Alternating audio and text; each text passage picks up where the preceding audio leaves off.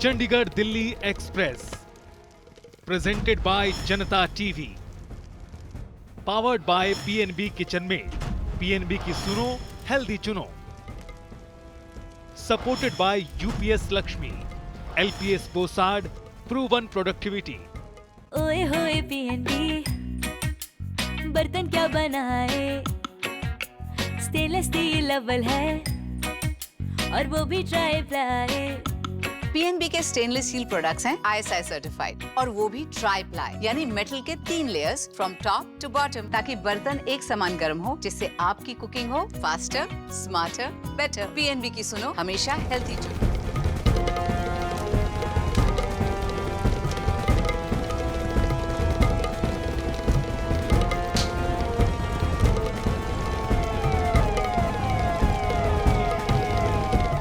यात्रीगण कृपया ध्यान दें, चंडीगढ़ दिल्ली एक्सप्रेस में आप सभी का स्वागत है। Janta TV presents Chandigarh Delhi express powered by PNB kitchen mate supported by LPS Bossard का ये सफर रेवाड़ी से प्रस्थान कर चुका है। इस चुनावी साल में चंडीगढ़ दिल्ली एक्सप्रेस का ये सफर न सिर्फ चुनौतीपूर्ण रहेगा बल्कि साथ ही साथ आपको बता दें कि इस दौरान आपको कई चुनौतीपूर्ण सियासी बवंडरों का आमना सामना भी करना पड़ेगा, क्योंकि इस दौरान जिन सवालों का आमना सामना आप करेंगे वो सवाल जो हैं वो भी इस सफर की तरह ही काफी कठिन और मुश्किल रहने वाले हैं। इसलिए बहुत ज्यादा जरूरी है कि अपने सहयात्रियों का भी खास ख्याल रखें। और जो बोर्डिंग पास हमने आपको दिए हैं वो सिर्फ चंडीगढ़ दिल्ली एक्सप्रेस में सफर के लिए ही मान्य होंगे, यानी कि अगर आपको दिल्ली या फिर चंडीगढ़ पहुंचना है तो इसके लिए बहुत ज्यादा जरूरी है कि अपने क्षेत्र के जो मतदाता है उनसे उस पर मोहर लगानी होगी। चंडीगढ़ दिल्ली एक्सप्रेस का ये सफर आप सभी के लिए सुखमय हो, ऐसी हम कामना करते हैं। धन्यवाद।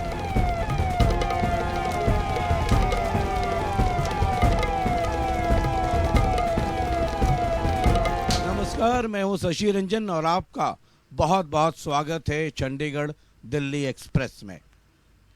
लगातार सवारियां चढ़ रही हैं, उतर रही हैं, यानी कि सवारियों को चढ़ाते उतारते हम पहुंच गए हैं उस इलाके में जिसकी बदौलत हरियाणा में 2014 से लेकर अब तक बीजेपी या फिर बाद में गठबंधन वाली सरकार चल रही है।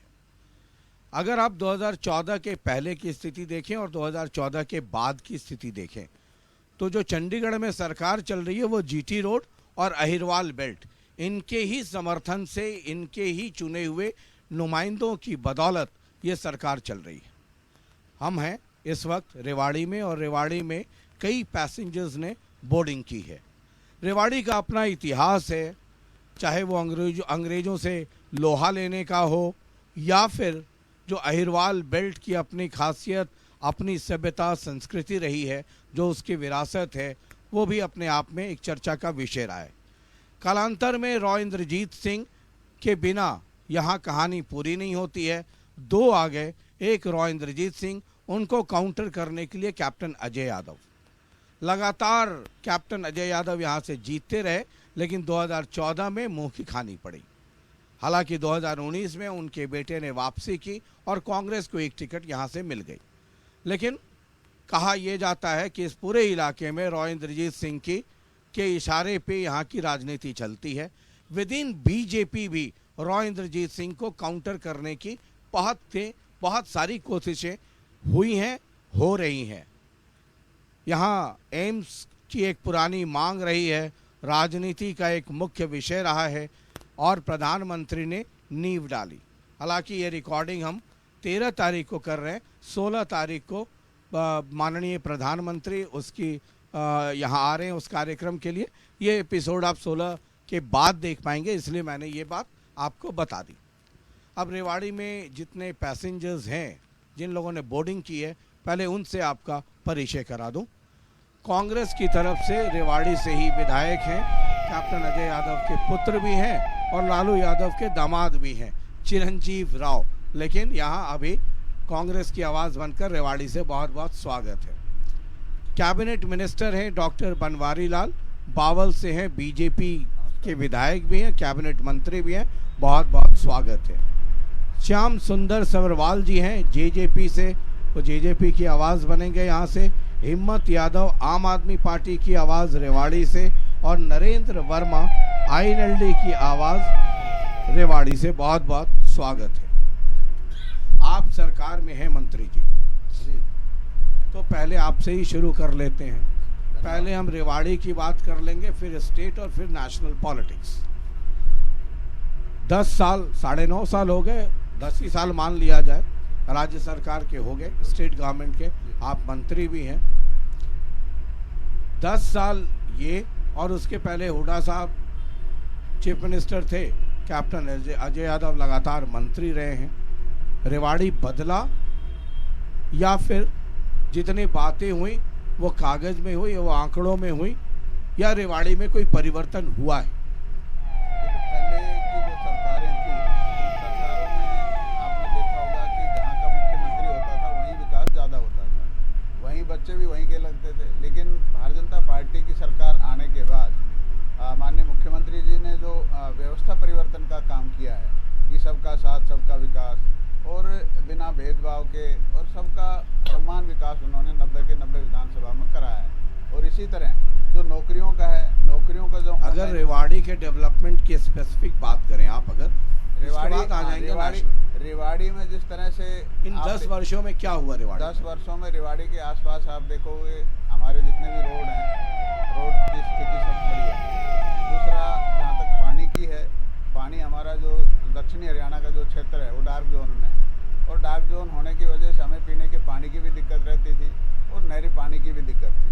तो नहरी पानी का जो टेल तक पहुँचाने का काम, पानी पहुँचाने का काम माननीय मुख्यमंत्री जी ने किया, और उसकी वजह से खेतों में भी सिंचाई के लिए पानी मिला, और हमारा जो पीने का पानी था उसको भी हमने सभी पूरे हरियाणा में किया वैसे तो, लेकिन दक्षिणी हरियाणा में सभी गाँवों को कनाल बेस से हमने जोड़ा और रेवाड़ी को भी जोड़ा।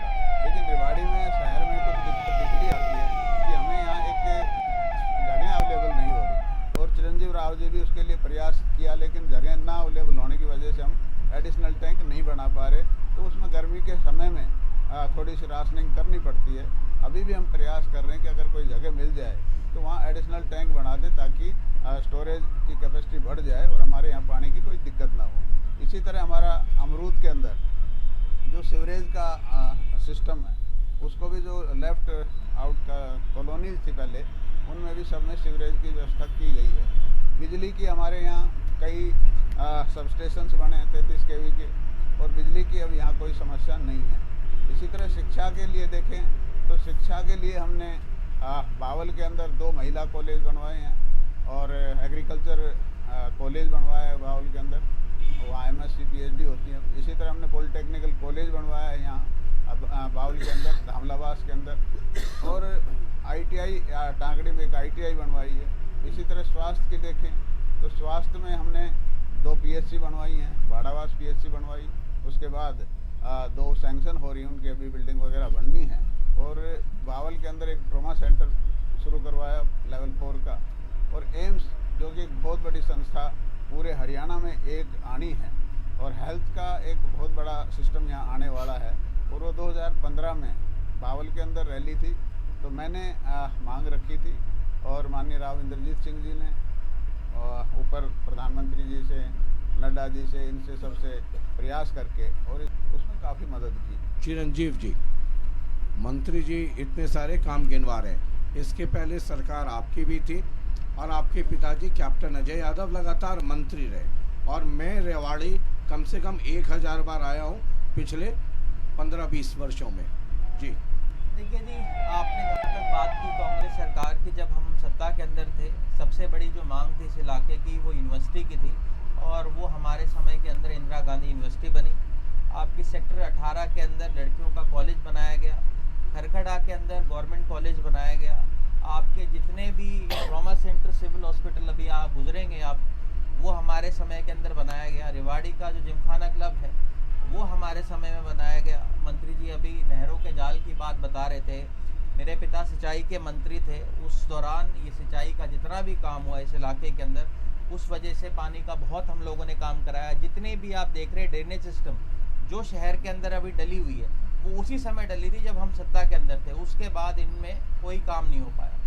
रोड्स की मंत्री जी कह रहे थे कि बहुत सुधार हुआ है, आप भी शायद रेवाड़ी में जब आए होंगे और चारों तरफ गए होंगे, अभी भी आप देख रहे हैं रोडों की जो हालात है वो कितनी ज़्यादा इस शहर के अंदर ख़राब होती जा रही है। जहाँ तक बात करी मंत्री जी ने पानी की, ये स्वयं इस बात को स्वीकार कर रहे हैं, क्योंकि मैंने हर बार सत्ता के विधानसभा के पटल के ऊपर उठाया है कि पानी के पीने की बहुत बड़ी समस्या रेवाड़ी शहर के अंदर है। और ये 10 साल से तो इतनी दिक्कत हो गई है कि गर्मियों के दिन में एक दिन एक छोड़कर पानी आता है। तो मुझे लगता है उस और हमें ध्यान देने की बहुत ज़रूरत है। और हर सदन के अंदर मैं इस बात को उठाता हूँ। और एक एम्स की मंत्री जी ने बात की, ये भी इस बात को स्वीकार करेंगे कि पहला सदन जब से शुरू हुआ, जब से मैं विधायक बन के आया, हर विधानसभा के सत्र के अंदर हमने आवाज़ उठाई कि एम्स बनना चाहिए। आप बताइए शशि रंजन जी, जिसकी घोषणा 2015 में मुख्यमंत्री जी ने की हो, जिसकी घोषणा 2019 के अंदर देश के प्रधानमंत्री ने करी हो, और आज 2024 आ गया, 2024 के अंदर उसका हम शिलान्यास कर रहे हैं। कोई भी एम्स जो बनता है वो 4 साल या 5 साल में बन के तैयार हो जाता है, और ये एक एम्स ऐसा है 9 साल बाद तो इसका शिलान्यास रखा जा रहा है। तो आप भली बात ही समझ सकते हैं कि ये कब बनेगा। आप रेवाड़ी की जो दुर्दशा है इस सरकार में हम लोगों ने देखी कि 9 साल बीत जाने के बाद भी, जब हम लोग ज़मीन अधिग्रहण कर गए थे इनके लिए मेडिकल कॉलेज का, इन्होंने वो मेडिकल कॉलेज नहीं बनाया। आज रेवाड़ी की दुर्दशा जो है वो सबसे बड़ा कारण उसका है जो हमारा बस स्टैंड है जो रेवाड़ी शहर के अंदर है, उसके लिए हमने ज़मीन चिन्हित कर दी थी। आज 9 साल बीत जाने के बाद भी ये लोग उस बस स्टैंड को नहीं बना पाए, धारवेड़ा के बस स्टैंड को नहीं बना पाए। और सबसे बड़ी समस्या आज जो कोई है वो धारवेड़ा में जो गंदा पानी भिवाड़ी से आता है। मंत्री जी भी इस बात को स्वीकार करेंगे कि आज मुझे लगता है बहुत नरकीय जीवन जीने के लिए मजबूर हैं धारवेड़ा के लोग, जो धारवेड़ा के अंदर भिवाड़ी से गंदा पानी आ रहा है। तो मुझे लगता है जो हालात हैं वो बद से बदतर हो गई हैं पिछले इन 9 सालों के। जेजेपी, ये जो सड़कों की बात मंत्री जी कर रहे हैं या बीजेपी के लोग करते हैं, वो सब नेशनल हाईवे, आप रेवाड़ी के बाहर चले जाएं तो रेवाड़ी घिरा हुआ है नेशनल हाईवे से, वो सेंट्रल गवर्नमेंट। लेकिन जिस सड़क पे हम चल रहे हैं, या तो ये नगर निगम के तहत आ जाए, नगर परिषद, या फिर पीडब्ल्यूडी डिपार्टमेंट, वो महकमा आपके पास है पीडब्ल्यूडी। रंजन जी, पूरे प्रदेश के अंदर आप महेंद्रगढ़ से आप चले जाइए चंडीगढ़, रेवाड़ी से चले जाइए आप नारनौल, जितने भी हाईवे 13 नए हाईवे इस सरकार के अंदर बने। स्टेट हाईवे हैं सारे के सारे ना जी, स्टेट हाईवे हैं या नेशनल हाईवे? नहीं, 13 जो स्टेट हाईवे है, बाईपास या नेशनल हाईवे? National highway. हम लोग सब पढ़े लिखे हैं सर, तो बताते चलिए। 13 बाईपास, कौन सा स्टेट है, कौन सा नेशनल है? 13 शहरों के बाईपास इस सरकार के दौरान बने हैं। अभी रेवाड़ी बात कीजिए, जिस रेवाड़ी शहर में हम चल रहे हैं जी, मेरी अच्छी बस है, फिर भी हिचकोला खा रहे हैं हम लोग। ये नगर परिषद के अंदर आता है। मुझे डर लग रहा है कहीं आप कुर्सी से ना गिर जाएं। नहीं, ये सड़क की हालत है। नगर परिषद के अंदर आता है। हाँ। और आज से अगर पहले इस शहर की बात करें तो यहाँ सड़क नहीं। हाँ, इनके भी समय में स्थिति बदतर थी। यहाँ सड़क की नहीं, हालत बहुत ही घटिया, गड्ढों में सड़क होती थी। एक्सेप्टेड जी। और हमने प्रयास किया है कि आज 1500 कैप्टन अजय यादव के समय में रेवाड़ी में सड़क नहीं, गड्ढे थे, इनको हटा दिया, अब आपको ले आया तो आप मखमल कर दिए रहते। हमने 1500 किलोमीटर की नई सड़क रेवाड़ी में, पूरे स्टेट। रेवाड़ी की बात कीजिए सर, रेवाड़ी की ये बस में आप बोर्डिंग हुई है रेवाड़ी से। रेवाड़ी की सड़कों को आप रेवाड़ी में बैठ के हुलू लुलू की बात मत कीजिए। रेवाड़ी की सड़कों को तो हमने सुधारने का काम किया। ये तो पहले बहुत बदतर थी। अरे बदतर थी तो हटा दिया उनको, 7 बार के एमएलए को हटा दिया, बाहर कर दिया। आपको बनाया था, आप कर दिए रहते ना। सवाल तो होगा कि नहीं होगा आपसे। ये सड़कें एक भी सड़क नहीं थी, हमारी ही देन रही है आम आदमी पार्टी। आज यहाँ से अगर हम जाते हैं, हादसा का तो सिंगल रोड था, इसको डबल हमने किया। गड्डी बोलने जाते हैं, इसको भी तो जो हुआ वो बताइए सर। हाँ, जो हुआ वो ये हमारे समय में। और साथ ये बताइए कि जो हुआ उससे आप खुश हैं? हम खुश हैं, मतलब जितना हो गया उससे खुश हैं? करने की आवश्यकता है, और भी करने की। आम आदमी पार्टी या आपने जेजेपी को भी सुन लिया, बीजेपी भी सुन लिया। सबसे पहले तो मैं आपका धन्यवाद करता हूँ। और मैं रेवाड़ी की प्रोग्रेस की बात मैं आपको बताना चाहूँगा। आज मैं सुबह गुड़गांव से आया, मैंने गुड़गांव हुडा सिटी सेंटर से मेट्रो पकड़ी मैंने, और मैं PWD rest house metro station पे उतरा हूँ। ये मेट्रो इतनी चल रही है, यहाँ पे तो ट्रैफिक ही नहीं है, रोड की समस्या का मेट्रो है रेवाड़ी में। और ये बीजेपी का घोषणा पत्र 2014 का, हाँ। इसमें देखिए क्या क्या वादे इन्होंने किए थे। रेवाड़ी रिलेटेड बात की, रेवाड़ी रिलेटेड बिल्कुल। हाँ। गुड़गांव से लेके रेवाड़ी तक मेट्रो, शायद आप लोगों को दिख नहीं रही होगी, अंडरग्राउंड में आया था, अंडरग्राउंड चल रही है मेट्रो। एम्स इन रेवाड़ी, रेवाड़ी में एम्स कितनी बार बनेगा? कागजों में बनता रहेगा या फिजिकल कभी बनेगा? और देखिए आप ये नोट कीजिएगा सर, इस पे जवाब आपसे 24 आवर इलेक्ट्रिसिटी। एक गांव मेरे को बता दो रेवाड़ी डिस्ट्रिक्ट का जहाँ 24 घंटे बिजली आती हो।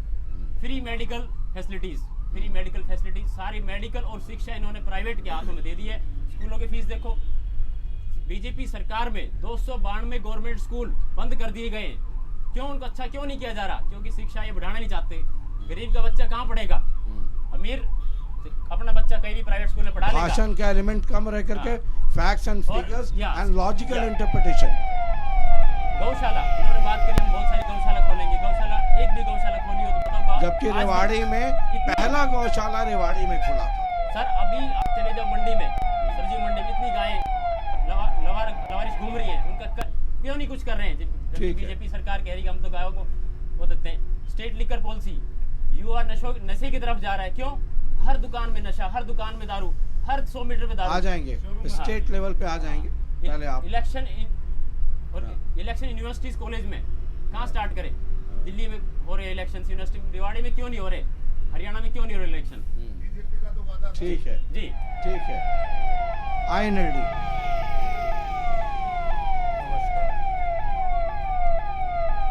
रेवाड़ी को क्रांतिकारी शहीदों की भूमि कहा जाता है। इसको और सम्मान देने का काम इंडियन नेशनल लोक दल चौधरी देवीलाल जी ने, ओम प्रकाश चौटाला जी ने किया। यहाँ शहीद स्मारक राव तुलाराम के नाम पे कोई इंस्टीट्यूशन, कोई चौक, कोई स्मारक नहीं था। रेवाड़ी को जिला बनाने का काम किया, राव तुलाराम जी का स्टैचू लगाने का काम किया। जो छुट्टी 23 सितंबर को चौधरी बंसीलाल जी ने बंद कर दी थी, उसको दोबारा से शुरू करके शहीद के सम्मान को और बढ़ाने का काम किया।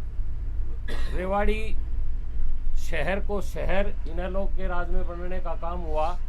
यहाँ पर सचिवालय की बिल्डिंग बनाई, जिमखाना क्लब बनाया, पंचायत भवन, कोर्ट की बिल्डिंग, 2 फ्लाईओवर दिए। शहर को शहर बनाने का काम किया। गांव में जैसा कि इनेलो की पॉलिसी थी, गांव में सरकार आपके द्वार लगा करके गांव का विकास करने का काम किया, चौपाले बनाने का काम किया, फिरनी पक्की करने का काम किया।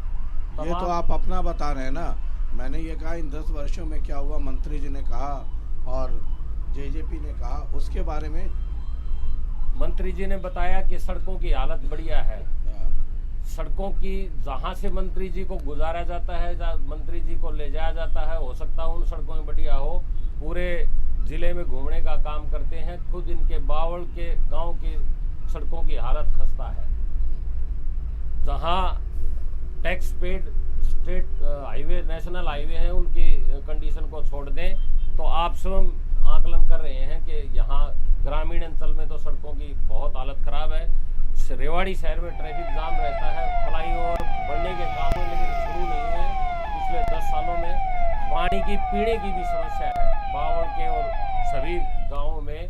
पीने के पानी की, सिंचाई की तो बात मंत्री जी, ये सबको सुना आपने। देखो, जहाँ तक अभी चिरंजीव राव जी कह रहे थे कि भाई हमें पानी की दिक्कत आती है, उस बात को मैं एग्री कर रहा था। लेकिन इनसे मैंने कई बार रिक्वेस्ट की भाई आप कहीं ज़मीन का प्रबंध कराएं। ज़मीन अगर आप अवेलेबल करवाएंगे, हम सरकार खरीदने के लिए तैयार है। लेकिन अभी तक ये भी असफल रहे, उस ज़मीन को अवेलेबल नहीं करवा पाए। अगर ये ज़मीन अवेलेबल करवा दें तो हम वहाँ एडिशनल टैंक बना देंगे। नहीं, अरे भाई सरकार खरीदने के लिए तैयार, कोई राजी तो देने के लिए है। सरकार जबरदस्ती अक्वायर नहीं कर सकते, अक्वायर नहीं खरीद सकते, अक्वायर नहीं कर सकते, अक्वायर नहीं कर सकते, कोई नहीं कर सकता। के लिए भी तो करिए। नहीं, एक्वायर नहीं करी, खरीदिए। खरीद लो जी, तो खरीद रहे हैं 200 भाई, हम खरीद रहे हैं, मना थोड़ी न करें। खरीद रहे, कोई जमीन देने वाला तो खरीदने के लिए ऐसा नहीं है।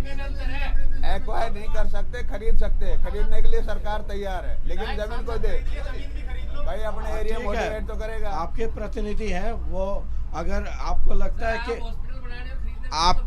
आपको लगता है कि आपके प्रतिनिधि अगर सक्षम नहीं है तो आप इधर आ जाइए, इनको पीछे भेज देते हैं जी।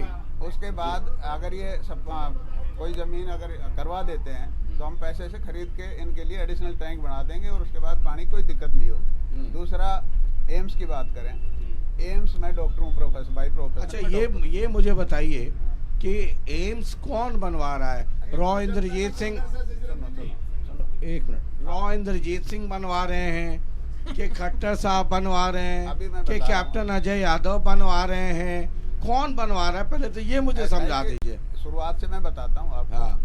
मैं बाई प्रोफेशन डॉक्टर हूँ जी, और मेरे को ये पता लगा कि देश के अंदर 13 एम्स बनने हैं और हरियाणा उनमें से एक है और उनमें 4-5 कंडीशन थी कि जो फ्री में जमीन देगा वहाँ बनेगा, 200 एकड़ जो जमीन फ्री देगा वहाँ बनेगा, रेलवे स्टेशन होना चाहिए, पावर अच्छी होनी चाहिए, पानी की सप्लाई होनी चाहिए, एयरपोर्ट नज़दीक होना चाहिए। ये 5-6 कंडीशन उसके अंदर थी।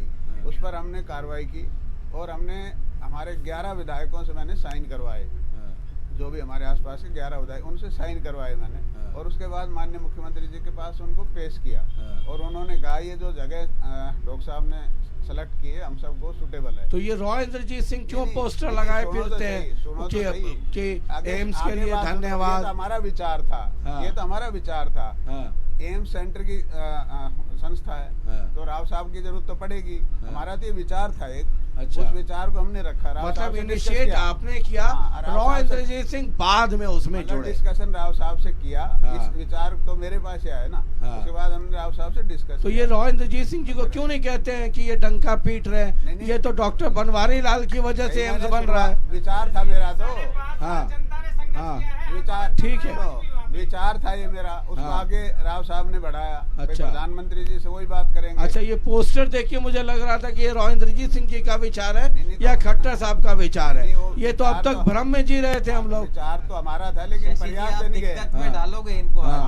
दिक्कत में ये वैसे भी आजकल उसमें दिक्कत में ऐसे भी है। सुना है रामपुरा हाउस बड़ा नाराज है कि पाला बदल के ही आजकल खट्टर साहब के पाले में चले गए। नहीं ऐसा है, सही बात है। मुख्यमंत्री और पार्टी एक हमारी अलग पाड़ा क्या होता है? मुख्यमंत्री मुख्यमंत्री नहीं कैसे नहीं होता है? आप पूछिए पड़ोसी से कि कौन कौन सा गोत्र है, खुर्दा गोत्र है कि शैलजा गोत्र है कि फलाना गोत्र है कि तो गोत्र आपके यहाँ भी हो गया ना सर? उसके बाद आपके यहाँ भी ना। अब आपके लिए दिक्कत है कि राव साहब को बैलेंस करें कि खट्टर साहब को बैलेंस करें। 2024 का चुनाव है। मेरी बात सुनो, सभी का सहयोग होता है, सबने अपने अपने लेवल पे इसकी पैरवी की है। सुनो मेरी बात, आप बोलने दीजिए। उसके बाद ऐसे ही आजकल धर्म संकट में और आप फंसा रहे हैं। उसके बाद भाई राव साहब ने नड्डा जी से बात की, सेंटर का प्रोजेक्ट है ये, प्रधानमंत्री जी से बात की। अरे सबने बात की और उसके माननीय क्योंकि मुझे पता है अब एम्स की राजनीति चलेगी तो जनता जनार्दन भी ये समझे ना, फिर ये जनता को बताना चाहिए कि ये जो सोच थी वो डॉक्टर बनवारी लाल की सोच थी। ये रॉ इंद्रजीत सिंह और खट्टर साहब ये लोग तो बाद में जुड़े क्योंकि सरकार में है तो बात करनी होगी। नहीं वो तो है ही भाई। मुख्यमंत्री जी के सामने हमने रखी डिमांड, उसके बाद माननीय मुख्यमंत्री जी ने यहाँ मांग को स्वीकार किया। बाबुल जब रैली हुई 2015 में तो यहाँ हमारी मांग को उन्होंने स्वीकार किया। उसके बाद ये सेंटर में माननीय राव इंद्रजीत सिंह ने इसकी पैरवी की। तो सबका ही रोल है। अब जमीन फ्री नहीं मिली हमें, पहले हमने जो जमीन दी थी मनीठी में वो फॉरेस्ट ने उसको ऑब्जर्वेशन लगा दी कि ये फॉरेस्ट की, इस पर नहीं बन सकता एम्स। उसके बाद हमारे लिए संकट खड़ा हो गया।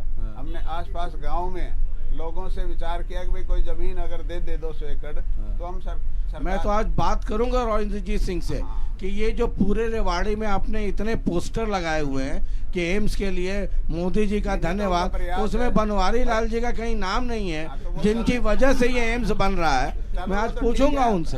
तो ये प्रयास उनके है, मैं ये थोड़ा ना कह रहा हूँ नहीं है। आप कह दो ना, उन्होंने जब तक आप अरे आप खुल के बोलिए ना कि मतलब बेकार का श्रेय ले रहे हैं। नहीं कौन है?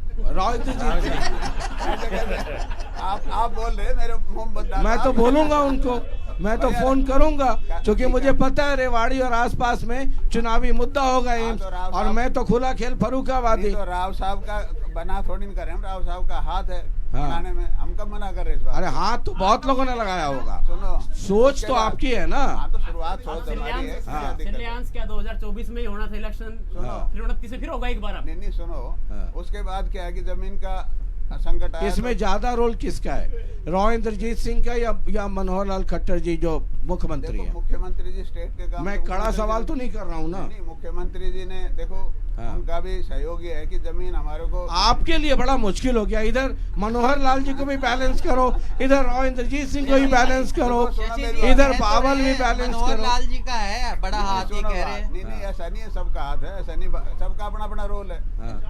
बड़ा रोल किसका है? नहीं, स्टेट के अंदर मुख्यमंत्री जी ने हाँ। जमीन खरीदी। अदरवाइज बड़ा रोल किसका है, मनोहर लाल जी का या रॉ इंद्रजीत सिंह जी का? भाई सेंटर में तो राव साहब का है। हाँ। भाई माननीय प्रधानमंत्री जी से बात की, नड्डा जी से बात की। सेंटर में उनका, चंडीगढ़ में उनका, बावल में, रेवाड़ी में आपका। तो वो तो हमने, ये तो है ही भाई प्रयास बैलेंस हमारे कर करके। गए। लेकिन आप ये नहीं बता रहे कि बड़ा रोल किसका है, अब रॉ बड़ा तो- इंद्रजीत बड़ा- सिंह का बड़ा- या मनोहर लाल जी बड़ा का? तो आप डिसाइड कर लो। हैं? ना, आप जैसा बताइए मैं वैसा। नहीं, सबका अपना अपना रोल है इसमें, ऐसा नहीं भाई सबके प्रयास हैं। तो ये मैं आज नहीं कहता। पूछूंगा रॉ इंद्रजीत सिंह जी हाँ, ये से कि सबके- ये पूरे रेवाड़ी में सबके- इतना खर्च करके जो होर्डिंग लगा नहीं, दिया, तो अब उनका- उसमें ये लिखा कहीं नहीं कि बनवारी लाल जी की सोच थी और ये चीजें उसके थोड़ी लिखे जाते, सबके भाई बड़े नेता हैं, उनका नाम होता है। शशि रंजन जी, रामपुरा हाउस में चाय पानी चल रहा है ना आपका? ठीक है ना, तरह तरह की खबरें आ रही हैं। शशि हाँ? रंजन जी, 9 सुना कि एक बार चाय पिलाया रामपुरा हाउस में तो चीनी डाला ही नहीं था। 9 ठीक। साल में तो शिलान्यास कर रहे हैं। हाँ। तो और शिलान्यास यहाँ का की बता जनता रहे हैं। पूछ रही है, आज के अखबार में भी लिखा बता रहे है हैं कि अभी। वो ओपीडी कब शुरू करेंगे, कब एमबीबीएस की कक्षाएं लगाएंगे, वो बताएं, क्योंकि जनता को डर है। ये मांग 9 साल के राव बाद साहब शिलान्यास की थी। कर राव रहे हैं। साहब ने क्या और क्या 9 साल एक राव साहब ने बावल की रैली में एम्स की मांग रखी थी। राव साहब ने रखी राव थी। साहब ने रखी थी। तो बनवारी लाल जी उन्हीं- झूठ बोल रहे हैं। बनवारी लाल जी का मैं बता देता हूँ, माननीय मंत्री जी का, सुनिए। माननीय मंत्री जी का मैं बता देता हूँ। हाँ। इसमें देरी जरूर हुई है। माननीय नहीं, मंत्री जी शुरू इस से बात बताइए। के पूरी तरह खिलाफ में थे कि यहाँ एम्स बने। कौन मंत्री जी मंत्री खिलाफ जी। थे? मैं आपको तीन बात आपके सामने रखता हूँ। बताइए। सबसे पहले तो इन्होंने कहा क्योंकि कि मुझे इस पता है क्षेत्र रेवाड़ी की में जन- एम्स बड़ा चुनावी मुद्दा इस है। क्षेत्र की जनता ने इसके लिए धरना प्रदर्शन के माध्यम से सहयोग किया। क्षेत्र की जनता का बड़ा रोल रहा है, ठीक है। संघर्ष किया है। हाँ। 129 दिन पहले संघर्ष हुआ, हाँ, उसके बाद में फिर दोबारा भी धरना चला। वो एक माध्यम बना हाँ। राव साहब के लिए कि वो अपनी बात रख पाए, और राव साहब ने इसकी पुरजोर पैरवी की केंद्र सरकार, अच्छा। और उसी की बदौलत ये एम्स और सैंक्शन। आप कह रहे हैं कि इन्होंने बनवारी लाल जी ने उसका इन्होंने विरोध क्या किया? किया? इन्होंने तो जो संघर्ष समिति, हाँ। जनता ने संघर्ष के लिए एक समिति बनाई जिसका नाम एम्स संघर्ष समिति दिया। हाँ, इनकी ये सोच थी कि एम्स संघर्ष समिति उंगली कटवा करके शहीद होना चाहती है, हाँ, पहला। दूसरा, इसके लिए कुंड से लेकर के रेवाड़ी तक पैदल मार्च हुआ, जिसमें 90-92 साल की बुजुर्ग माता जी भी उसमें शामिल थी। हाँ। ये कह करके कि एक संघर्ष समिति उसकी उंगली कटवा करके शहीद होना चाहती है, उस बुजुर्ग माता का भी अपमान था जिन्होंने संघर्ष किसने किया? किया। इस क्षेत्र की जनता ने किया। हाँ, जो बुजुर्ग माता वहां कुंड से लेकर के यहाँ तक पैदल आई, हाँ, उसको हमें सलाम करना चाहिए, ना कि ये कहें कि हम एक संघर्ष समिति उंगली कटवा करके शहीद होना चाहती है। दूसरी बार जब एक मिनट दूसरी बार दूसरा जब आया, हाँ, जब एम्स के मुआवजे की बात थी, हाँ, तब सरकार ने जो मुआवजा राशि दी, किसान उस पे कहीं सहमत नहीं थे। अरे एक मिनट बैठ जाइए मैडम। हाँ, उस मुआवजे पे किसान सहमत नहीं थे। यहाँ पे रेस्ट हाउस में मीटिंग चल रही थी।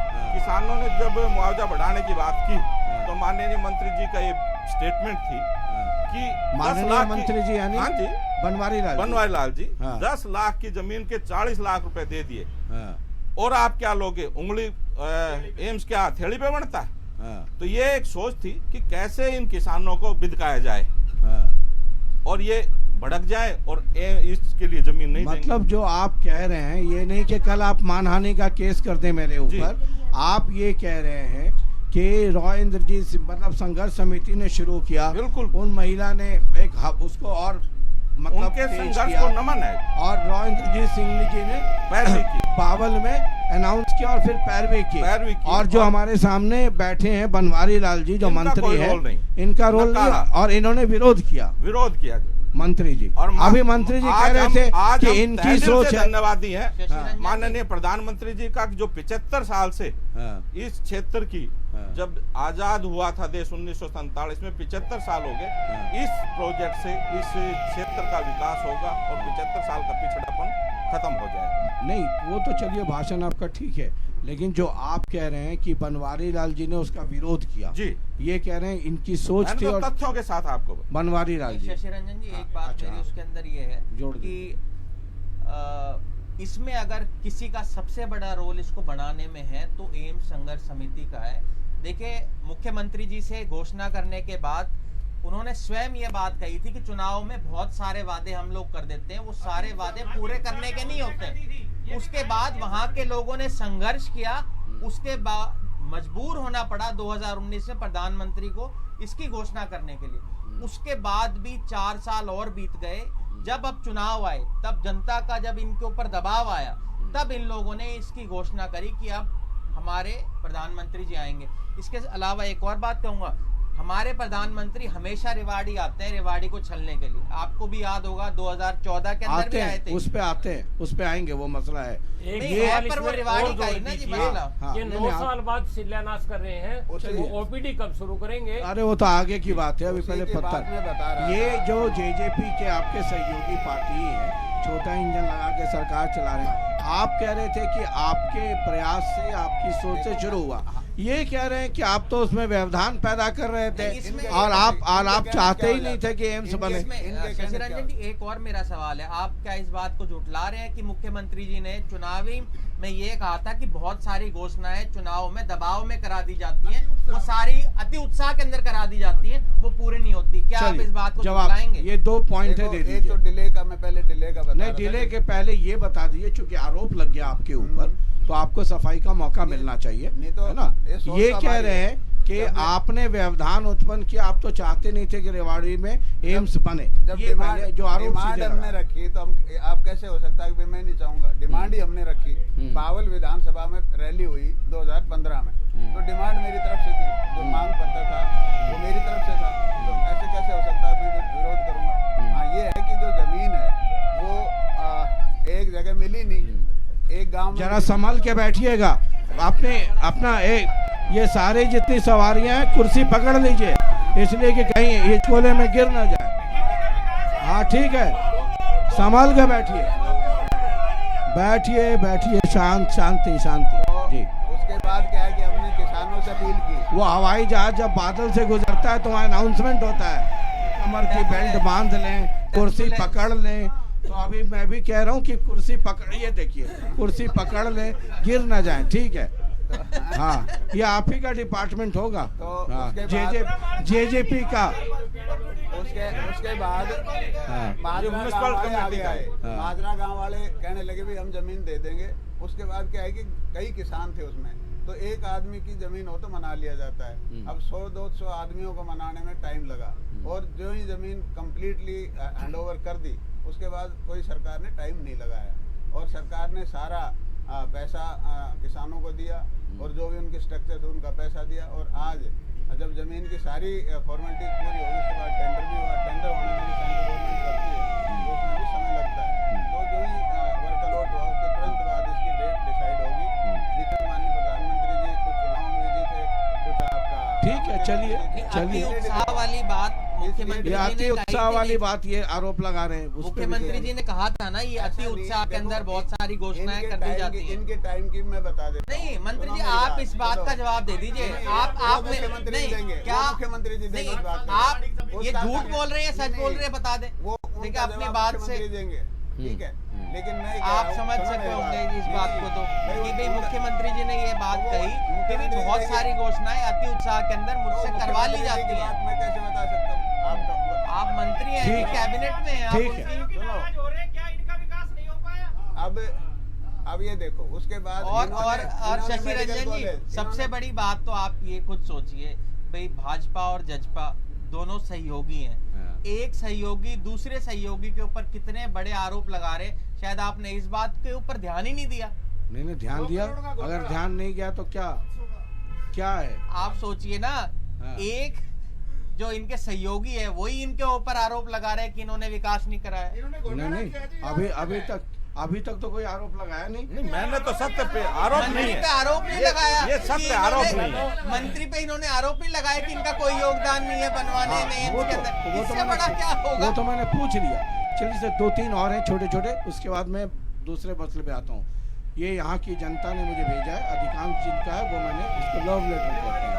रेवाड़ी झज्जर रेलवे लाइन, ये परियोजना 2010 में शुरू हुई, 2010 में, अभी भी अधूरी है। 2013 में पूरा किया जाना था, लेकिन भूमि अधिग्रहण और वित्तीय बाधाओं के कारण अभी तक देरी हुई है। क्यों? रेवाड़ी झज्जर रेलवे लाइन की क्या स्थिति है अभी? रेवाड़ी झज्जर हाँ, झज्जर से रेवाड़ी तो बड़ा वो तो बड़ा हुआ है। वो बन गई है, ठीक है, ठीक। Rewari city bypass, Rewari bypass का जो ये भी मांग पावल में जब रैली हुई थी तब रखी गई थी। हाँ। तो उसमें क्या था, वो रुकावट ये आई कि जमीन हम एक्वायर नहीं कर सकते। उसके बाद इसको नेशनल बोर्ड है जो हमारा, उसमें डाला इसको और NHAI से जोड़ के और इसको हमने शुरू करा। अब लगभग मेरे ख्याल से बीच में एक तक पुलिया बनी, बाकी सारा बन गया। बाईपास जो 2015 में घोषणा हुई थी इसकी, तो NHAI के साथ जोड़कर इसको बनाया गया। मेरे ख्याल से अब लगभग कंप्लीट एक पुलिया वगैरह का दिक्कत थी और वो शुरू हो जाए। वो स्टेटस। और एक खेल परिसर की भी लोगों ने कहा है कि मंत्री जी से पूछिएगा, खेल परिसर, रेवाड़ी खेल परिसर। इसकी तो डिमांड हमने तो रखी नहीं कभी, अभी नहीं है। ठीक है, मेरे पास आया तो मैंने आपसे डिमांड तो पूछ आपने ही लिया। रखनी पड़ेगी ना जी। नहीं रखी है, अभी मैं नहीं रखी, आपको याद नहीं है? नहीं ये नहीं रखी हमने कोई। ठीक है। ये एम्स भी डिफेंस यूनिवर्सिटी की तरह तो नहीं बनेगा कहीं? ये इनसे पूछो ना, कांग्रेस के टाइम में डिफेंस यूनिवर्सिटी एक अहम प्रोजेक्ट था जी, यहाँ पे लॉजिस्टिक हब नेम रखी गई, लॉजिस्टिक हब कांग्रेस के समय में नेम रखी थी उसकी। इनका फेलोर रहा। अगर लॉजिस्टिक हब होता तो आज क्षेत्र के अंदर लाखों लोगों को रोजगार मिलता। कांग्रेस को फेलोर कहाँ गया है? जी? नांगल चौधरी गया है, वो भी आज दक्षिण उस हरियाणा का समय हिस्सा ही जब है। लोगों आप को लोग मुआवजे लेकर का मामला उठा गए था, उसको। मुआवजे का मामला था, अगर ये किसानों को उचित मुआवजा देते और मैं काउंसलिंग बताता करते हूँ तो लॉजिस्टिक हब बावल में होता। ये तो पूरा हरियाणा प्रदेश जानता है कि जितना मुआवजा हम लोगों ने जमीनों का दिया, आज से पहले देश के इतिहास में किसी ने नहीं दिया। एक एकड़ का 1 करोड़ 65 लाख और उसकी डोल टपके ही उसकी जो है ना मुआवजा 40 लाख, कैसे किसान सहमत हो? देखिए शशि रंजन जी, सबसे बड़ी बात तो यह है कि देश का प्रधानमंत्री के जब उम्मीदवार बने थे, रेवाड़ी की धरा के ऊपर ही हमारे प्रधानमंत्री आए थे। उन्होंने एक वादा किया था, उन्होंने वादा किया था 1 रैंक 1 पेंशन का। आप भी पूरे हरियाणा के अंदर घूमे होंगे, आपको भी बहुत हमारे सैनिक मिले होंगे, भूतपूर्व सैनिक मिले होंगे। आप मुझे ये बता दीजिए, क्या उनको सबको हक मिल गया 1 रैंक 1 पेंशन का? जो देश का प्रधानमंत्री अपने पहले वादों को पूरा नहीं करता है, अब फिर 2024 के अंदर आ रहा है, 10 साल बाद हम कैसे मान ले कि एम्स बन जाएगा? तो मुझे नहीं लगता, और ना यहाँ की जनता को इस बात के ऊपर पूरी तरह से विश्वास है कि ये लोग एम्स बना देंगे। आप देखिए ना, अभी भी प्रधानमंत्री का कार्यक्रम आ गया है 2024 का, अभी भी एम्स संघर्ष समिति वहां पर धरने पे बैठी है। तो आप भली बात ही समझ जाइए कि वो लोग आज भी इस बात पे यकीन नहीं कर पा रहे, क्योंकि उन्होंने तारीख पे तारीख दी है, धोखे पे धोखा दिया है। हमने जब से मैं विधायक बना हूं, 5 साल तो मुझे बीत गए, मंत्री जी इस बात को झुठला दे, हर विधानसभा सत्र में हम लोगों ने इसकी आवाज उठाई कि आप इसको बनाएं। 5 साल बीत गए, 9 साल बीत गए, उसके बाद भी ये नहीं बन पाया। कहीं ना कहीं बहुत बड़ी विफलता इन सरकार की रही है। एम्स का तो सर ऐसा है, अगले 10 साल में भी नहीं बनेगा। जब भी इलेक्शन आएंगे एम्स को याद करा जाएगा, क्योंकि ये तो मुद्दा हमेशा जिंदा रखते हैं। मुद्दा खत्म हो गया तो इलेक्शन किस बेस पे लड़ेंगे? 50 साल हो गए, कभी बीजेपी लूट रही हरियाणा को, कभी कांग्रेस लूट रही है। लेकिन 1231 करोड़ रुपए का बजट सैंक्शन हो गया है। L&T कंपनी को टेंडर दे दिया गया है, काम शुरू हो गया है। प्रधानमंत्री 16 तारीख को उसका शिलान्यास करेंगे। 2 साल में इसका काम पूरा कर देंगे और 5 महीने में 1285 करोड़ का टोटल जो बजट एलोकेट हुआ है ना सारे एम्स के लिए, वो 1600 करोड़ हुआ है। ये कह रहे हैं अकेले रेवाड़ी वाले के लिए 1200 हो गए। अपने आंकड़े आप ठीक देख के आइए, तो टोटल 425 करोड़ रुपए इन लोगों ने कहे हैं हर एम्स के लिए जो एलोकेट होगा। आप बताइए 1225 के हिसाब से जाएंगे तो ये कम से कम 15 सालों में बनेगा ये। और 5 महीने में किसी ने सपोर्ट क्यों नहीं 5 महीने में ओपीडी शुरू हो जाएगी। चाहिए बताओ, मंत्री साहब से पूछना चाहता हूं मैं। आहिर रेजिमेंट का भी एक बड़ा सवाल है और यहाँ पर बहुत दिनों से ये मसला उठता रहा है, क्या स्टैंड है? देखो आहिर माजरा की डिमांड लोग एक मिनट आहिर रेजिमेंट का मसला बड़ा उठता रहा है। काफी उठा हुआ है और कई मेरे ख्याल से 1-1.5 साल से चल भी रहा है, लेकिन हमारी बहुत पहले से चल रहा है ये रेजिमेंट से। लेकिन जहां हमारी स्टेटमेंट है कि भाई हमने कहा कि भाई ये दक्षिणी हरियाणा जो है ये सैनिकों की खान कहा जाता है और यहाँ आहिर रेजिमेंट बनता है तो अच्छी बात है, मेरी पर्सनल ओपिनियन है। आपने इसको ऊपर खुल के सपोर्ट क्यों नहीं करा? आपने इसको जब हमारा विधानसभा का सत्र था मैंने प्रस्ताव रखा था और कांग्रेस पार्टी के जितने भी विधायक थे उन्होंने इसका साथ दिया था कि हम हमारी विधानसभा से कम इसको पास करके केंद्र सरकार को भेजते हैं, केंद्र सरकार इसके ऊपर फैसला करे। देखिए आहिर रेजिमेंट बनेगा नहीं बनेगा इसका फैसला तो केंद्र सरकार को करना है, ये हमारे अधीन नहीं है। पर कम से कम हमारी जो राज्य सरकार है वो अपने यहाँ से पास करके अगर भेजे केंद्र सरकार को, जब तक उनके पास कोई रेजोल्यूशन नहीं जाएगा हमारी तरफ से तब तक कैसे बनेगा? ये तो ओनस जो है मुख्यमंत्री जी और सरकार के ऊपर है कि यहाँ से प्रस्ताव बनाकर भेजे कि यहाँ पर इस मामले में हमारी तरफ से दुष्यंत जी ने प्रधानमंत्री कार्यालय को, प्रधानमंत्री को जो मेमोरेंडम था आहिर रेजिमेंट का वो कई बार इसमें रिकमेंड किया है और ये इस मामले की गवाह है जो इन्होंने आहिर रेजिमेंट में अग्रिम रोल अदा किया। महिलाओं की राष्ट्रीय स्तर की अध्यक्ष हूँ, आहिर रेजिमेंट राष्ट्रीय स्तर की मैं महिला विंग की अध्यक्ष हूँ और आहिर रेजिमेंट के लिए मेरा गांव पुंसी का है। मंत्री जी हमारे गांव में भी गए हैं काफी बार और हमारे गांव की तरफ से और दुष्यंत जी को भी मैंने ज्ञापन दिया। दुष्यंत जी को भी हमारे जो राष्ट्रीय आहिर रेजिमेंट संघर्ष समिति है उन्होंने ज्ञापन दिया है और वो भी सपोर्ट कर रहे हैं। भाई साहब दुष्यंत जी भी सपोर्ट कर रहे हैं और जहाँ भी मंत्री आते हैं हम वही हुआ क्या हुआ उसके लिए प्रक्रिया देखो, उसके लिए अब वो गर्भ में है, सरकार उसके ऊपर क्या निर्णय लेती है। हो गया शशि रंजन जी, शशि रंजन जी हमारा हक है और हमें ये हक मिलना चाहिए। एक तरफ तो ये कहते हैं कि एम्स बना रहे हैं और मोदी जी को भी कहना चाहते हैं कि आहिर रेजिमेंट हमें मिलना चाहिए, वो हमारा हक है और आहिर यहाँ योगदान दिया है हमारे। अब आहिर रेजिमेंट का मैं कह रहा हूँ आज एक चीज अब महसूस करके देखो, जब हम गांव में जाते थे सुबह 4 बजे बच्चे रेस लगाते हुए दिखते थे, आज वो नहीं दिख रहे। आहिर रेजिमेंट का मुद्दा ही नहीं उठे क्योंकि अग्निवीर आ गया। 4 साल के लिए कौन नौकरी करने जा रहा है फौज में?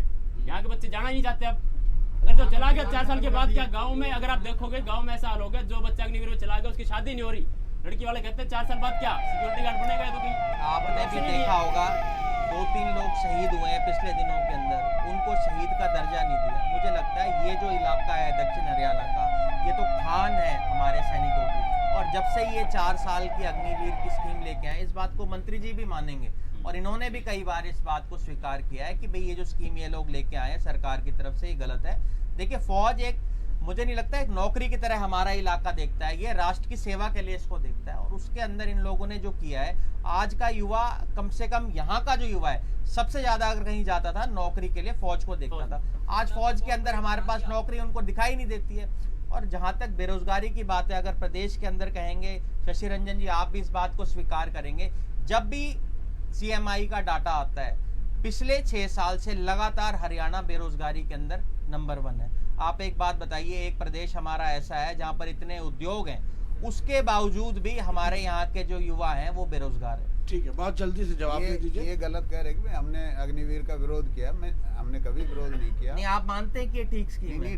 ठीक है, मैं बता रहा हूं। विरोध नहीं करा, खुद ही कह रहे विरोध नहीं करा। मानते हैं ना कि ठीक स्कीम है, मैं कह रहा हूँ ठीक है। हाँ, उसमें क्या है कि हरियाणा सरकार ने ये किया है कि जब मान लो 4 साल बाद वहाँ से कोई आएगा तो हरियाणा सरकार उनको नौकरी देगी।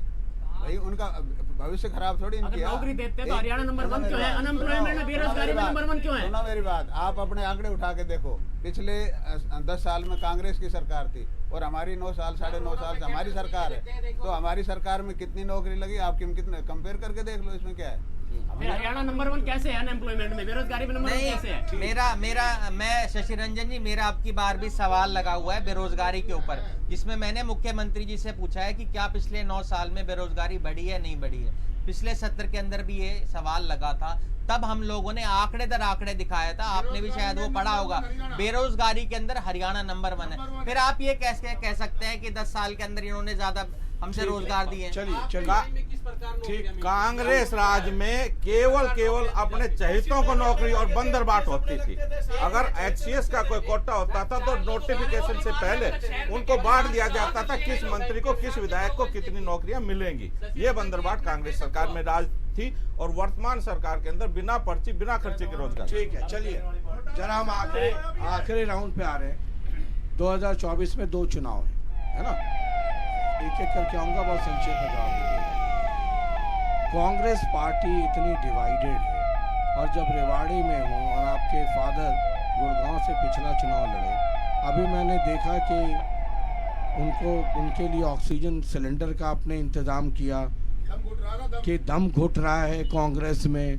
राहुल गांधी से मिल लिए, रौदान सिंह से कह रहे हैं कि लैंड माफिया कोई चुनाव लड़ा दो।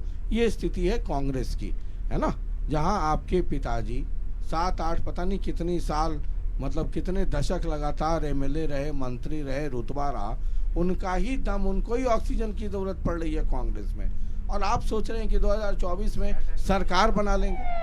देखिए हमने रास्ता खोल दिया, इनको ऑफर दे दिया। बात ऐसी है, आज आप बीजेपी के अंदर एक इनके पास एक ऐसी, आप कांग्रेस की कीजिए, मैं वही बता रहा हूँ आपको, मैं वही बता रहा हूँ।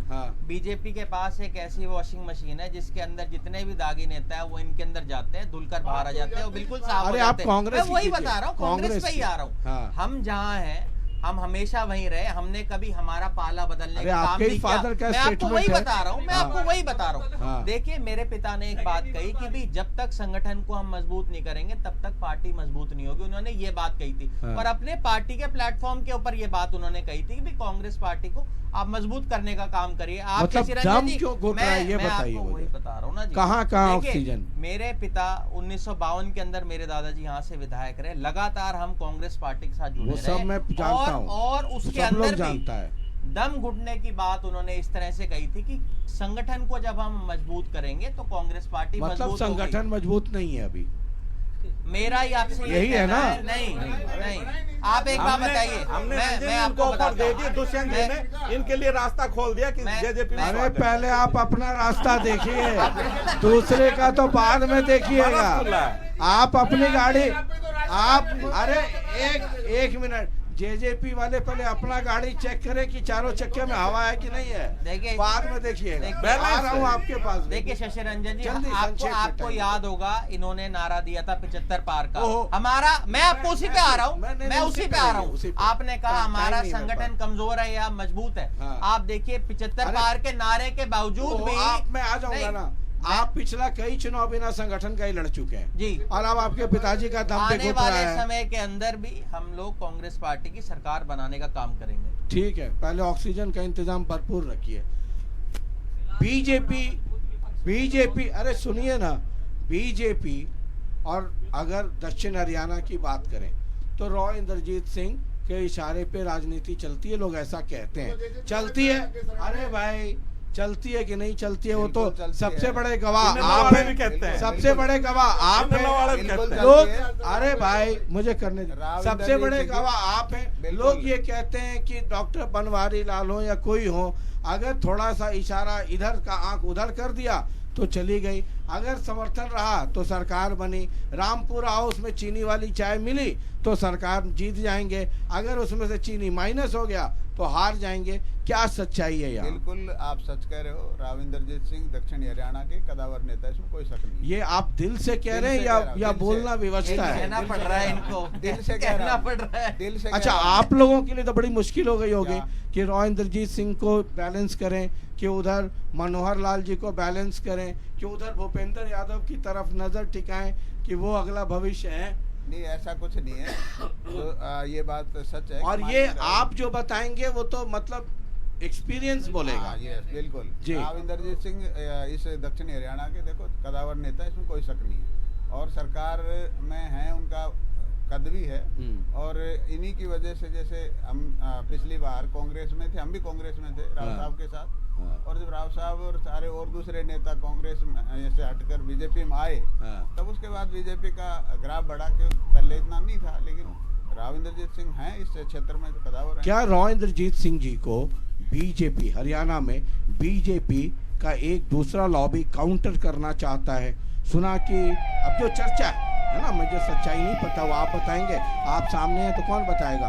ये चर्चा थी कि डॉक्टर बनवारी लाल ने खेमा बदल लिया, अब वो मनोहर लाल जी की तरफ चले गए, तो राव इंद्रजीत सिंह जो मतलब उनके राजनीतिक आका हैं वो नाराज हो गए, तो 2024 में ऐसा हो जाएगा तो वैसा हो जाएगा। देखो, मुख्यमंत्री जी प्रदेश के मुखिया हैं, वो अपनी जगह, राव इंद्रजीत सिंह अपनी जगह, दोनों का वजूद है। ऐसा नहीं कि भाई वो तो बहुत मुश्किल होती होगी आप लोगों को, इधर भी बैलेंस करो उधर भी। मुश्किल नहीं होती, मिठाई तौल के ले जाते हैं दोनों तरफ या कुछ ऊपर नीचे करते हैं? देखो, बिल्कुल दोनों का आजकल तो मिठाई खूब जाते हैं जी। दोनों का मान सम्मान बराबर है। ऐसा नहीं कि भाई मुख्यमंत्री जी की जगह मुख्यमंत्री जी, राव साहब की राव साहब। चलिए, जेजेपी, एक मिनट, अच्छा हाँ, एक और, ये एक घोटाला 100 करोड़ का आ गया, ऐसा है, और देखो मेरी बात आगे, और उस पे बहुत हायतवा मची है, सुना मुख्यमंत्री जी भी बहुत नाराज थे, घोटाले तो नगर परिषद बुलाया गया उसमें। देखो ऐसा है, ये घोटाले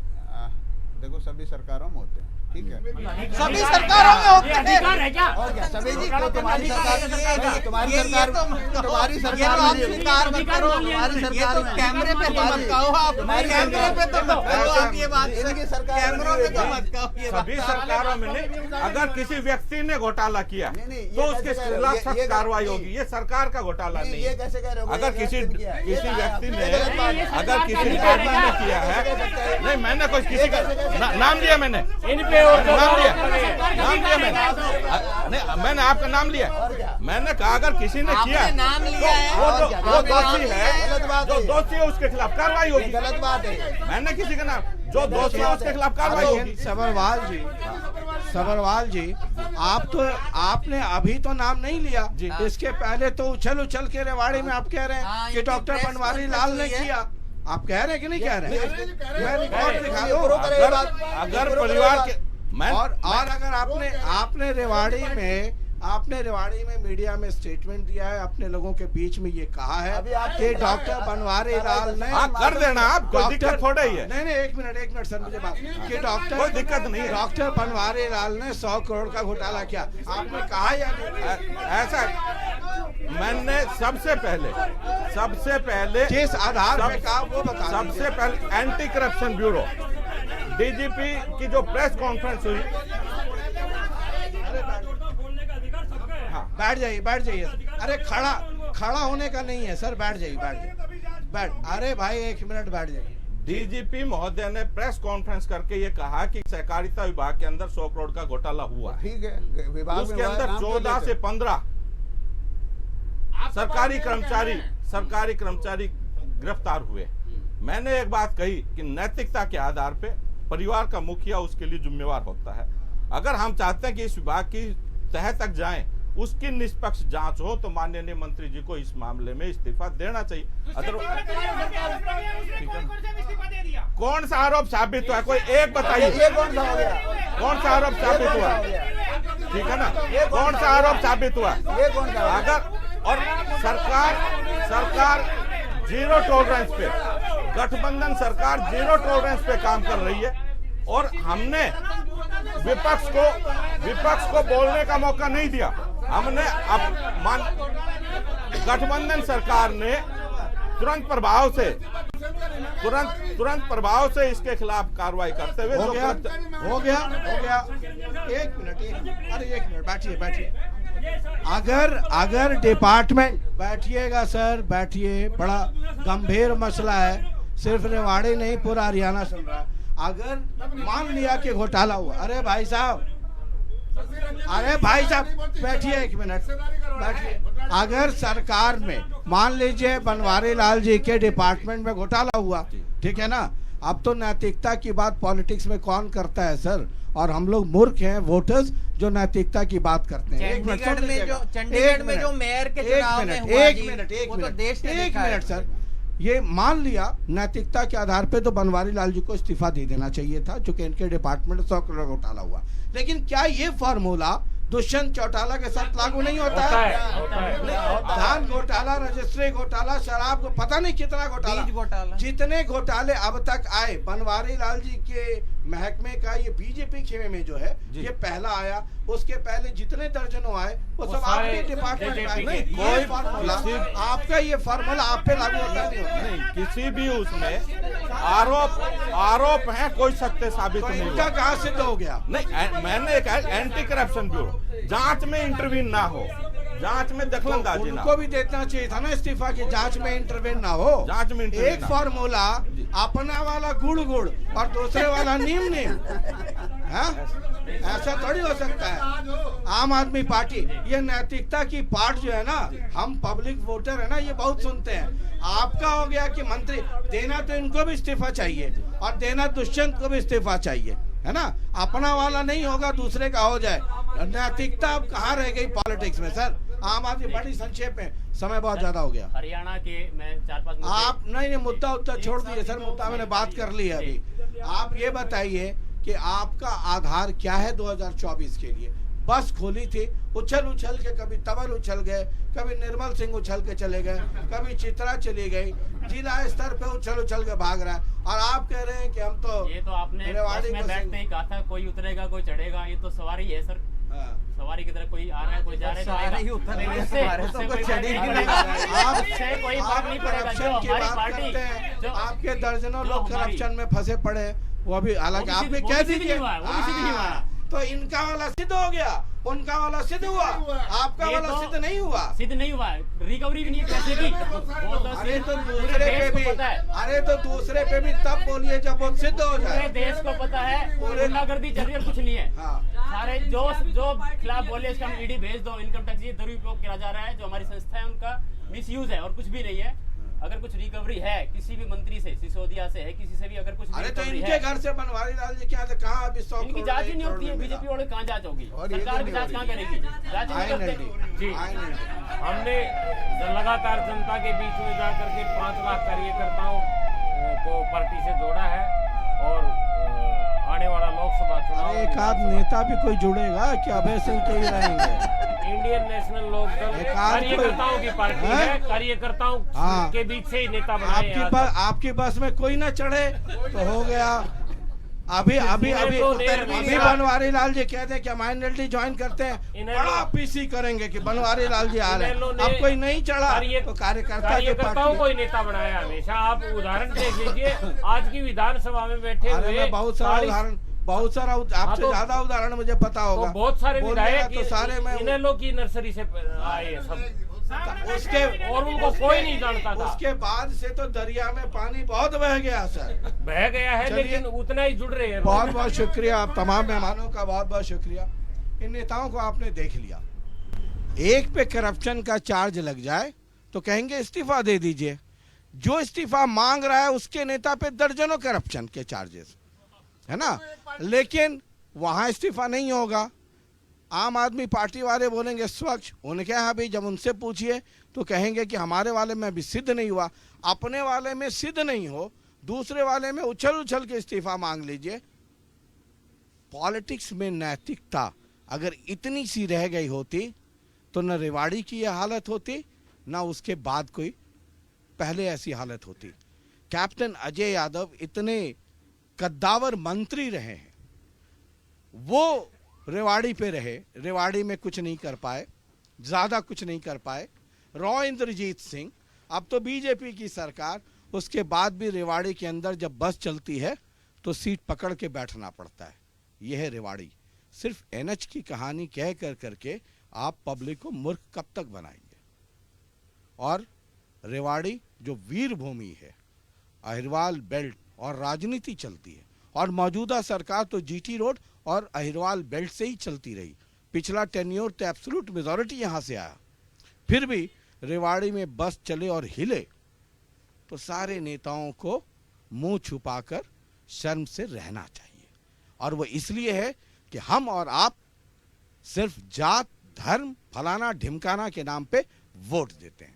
बहुत बहुत शुक्रिया। जब तक हम ऐसे ही वोट देते रहेंगे, फिर सड़क मत मांगिए, हॉस्पिटल मत मांगिए, स्कूल मत मांगिए, और ऐसे ही नेताओं को जिताते रहिए। बहुत बहुत शुक्रिया। नमस्कार।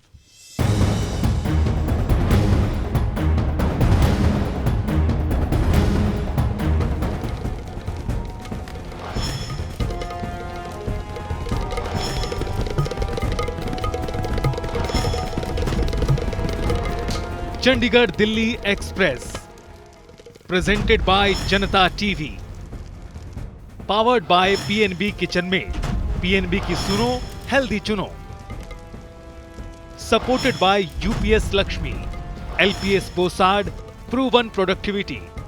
ओए होए पीएनबी, बर्तन क्या बनाए, स्टेनलेस स्टील अव्वल है और वो भी ट्राई प्लाई।